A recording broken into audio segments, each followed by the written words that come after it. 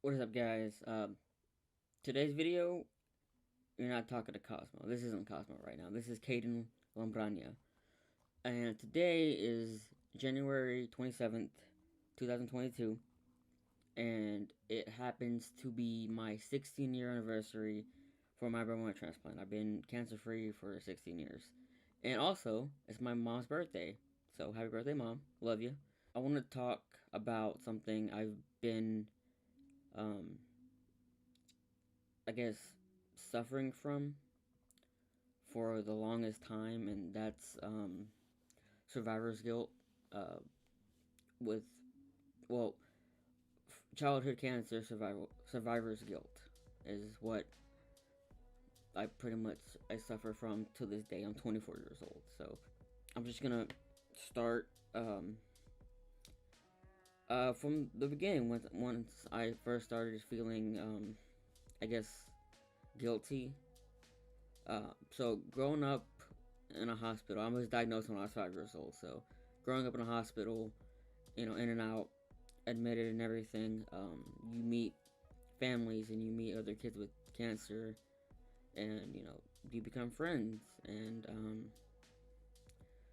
you know you see them every day. Some of them next door, some of them down the hallway, some of them on a different floor than you, and one day they pass away, and I mean, pretty much everyone I knew growing up in the hospital, they they they passed away, and a few exceptions here and there, but being so young, not really understanding what really happened. I mean, as a kid, when someone passes on, they're gone, but you don't really get the reality of it. And I started to really to feel a certain kind of way when I was around 11, 10 and 11. I started just why, you know, why do they have to go? And I would I would start really asking why, like I'm okay now, but where are my friends, and why they have to go, and um, pretty much just asking why. And a simple question like that with the situation at hand, it gets really repetitive, and you start to overthink. It's really just a bunch of confusion. That's what it was for me. That's the best way I can put it. Best way I can explain it is like the question, why are my friends gone? And it builds, and it builds. 11 years old, I started to not sleep. I wasn't sleeping at all, like at all. I was There was nights where I was crying for no like for just crying my eyes out all night. Like I said, I would never sleep ever. I started taking Benadryl to help me sleep, and the early stages, that's asking why is really the earliest stage, or that's what it was for me, and I see it in a lot of other childhood cancer patients. So 11 through what, 15, well, 11 to like 13 is it was just a constant stream of that same question, why did they have to go? And the thing was is that in my head, as a 12, 13 year old, was that like, if you know I had multiple health issues, even when I was 12, 13. I mean, all this really stopped, and I got on a normal life at the age of 16 when I got my kidney transplant. So I couldn't I had a lot more medical problems than um, a lot of my friends did have, and to me, it was more logical for me to pass, because like I was going through so much, and even today, no one knows how I'm as healthy as I am. But we'll get to that later. So pretty much when I turned 13, 14, 15, I I had another question, and the question was, do I deserve to die? Because you know, going through it is just like you start to feel ashamed for living, and at the time I was on dialysis. I was on dialysis since I was 9. I was on dialysis 3 days a week, 3 hours a day until I was 16, and like school was terrible for me. I wasn't good at school because I would be in and out the hospital 3 days a week, and dialysis just drains your whole body, and you know even like teachers and your friends, they ask like, where have you been? It was like, why? And it was just really hard for me because I mean, I couldn't help it, and it just seemed like everything I did was just I just failed at school, and that's really all it was, is school and life and thinking about my future, and even if I even deserve a future. This is younger me, so teenagers are a little more dramatic, but I'm just telling you what I thought, and it's very scary because like it's like you're going through all this stuff, and you're living your dialysis life or hospital life, and you're fighting for your life, and all this stuff is going on. You feel drained, and you don't know when the next thing can come up and affect you, and what else you can be diagnosed with. And it's just like when I was in school, I was I was physically there, but I was never really mentally there because I was on a different planet. Really, I was just thinking and trying to hold myself and compose myself to everything I was going through and dealing with it the only way I knew how, and no one really understood that. And when you're going, when you're doing all that, it's just no one can really understand because there's no way to really explain it, and you just feel like you deserve to not be here from losing all your friends, and and you just wish that you had someone to talk to about the same things you've been through, and just talk and converse, because there's no one else that I knew growing up that understood what was going on. I've been dealing with survivor's guilt for a very long time, and it's a side of childhood cancer and cancer in general that I think is really overlooked and not taken very seriously, because even now, like, I feel a little ashamed talking about it, because that's just how I feel, but I know that this video is going to help a lot of people, and I hope it does. And it's just really confusing for a child and a teenager to go through that. I know that a lot of teenagers and a lot of, even today, kids, they're really dramatic. So I feel like everyone feels like like they want to die, and they can't take it no more, and they have problems, you know. And I don't mean to sound like, oh, my problems are bigger than your problems. That's not what I'm just saying at all. I'm just, there's a lot of things that I feel like I hid from a lot of people, how I felt and my thoughts. And I was suicidal for for years, for years, and I never really told anyone or really spoke about it, really until now. I'm 24 years old. I've been dealing with this since I was like 11 years old, you know, and when it really changed for me the way I looked at things after I got my kidney transplant, because I felt like I had a time of it was a time of like peace and bliss for me, because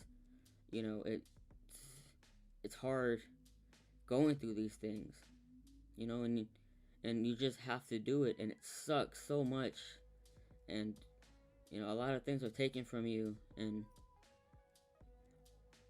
you know, it's very it's very hard.